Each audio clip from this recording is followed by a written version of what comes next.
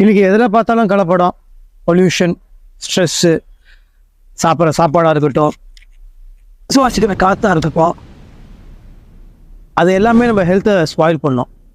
ஹெல்த்தை தாண்டி இந்த உலகத்தில் எதுவுமே முக்கியமான விஷயம் கிடையாது. இப்போ நம்ம கண்டதை சாப்பிட்றோம், கண்ட நேரத்தில் சாப்பிட்றோம், அதில் என்ன கலந்துருக்காங்கன்னு தெரியறதில்ல.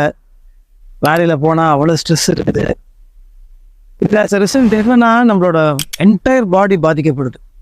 முக்கியமாக நம்மளோட ஹார்ட் வந்து ரொம்ப ஒரு முக்கியமான ஒரு விஷயம். அது இப்போ அந்த ஹார்ட்டோட வால்வு இது எல்லாத்துலேயுமே நிறைய பிளாக்கேஜ் ஆகுது. இதனால தான் ஹார்ட் அட்டாக்.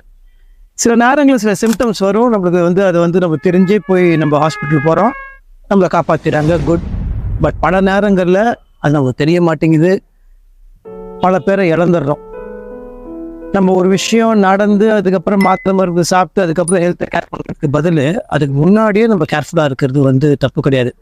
அதுக்கு கண்ட மாத்திரை மருந்து தான் சாப்பிட முடியாது, ஏன்னா அதில் என்ன சைடு எஃபெக்ட்ஸ் ஆகுதுன்னு நம்மளுக்கு தெரியாது.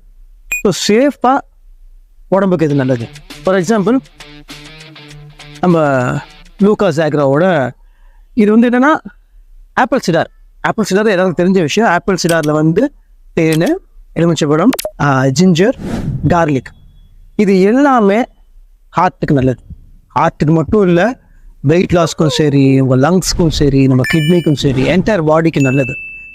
இன்னும் மகா பெரிய விஷயம் கிடையாது. இதுக்கு வந்து நம்ம சோம்பேறித்தனப்பட தேவையில்லை. இதோட விலை கூட வந்து அஃபோர்டபுள் தான். இது தினம் இப்படி போய்கிட்டு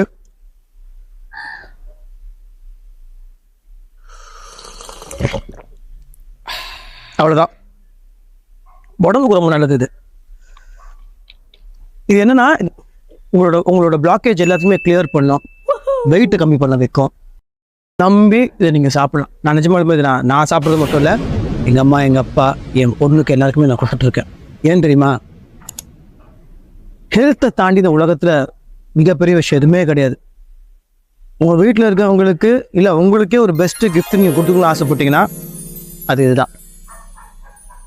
விட்டுறாதீங்க, ட்ரை பண்ணுங்க.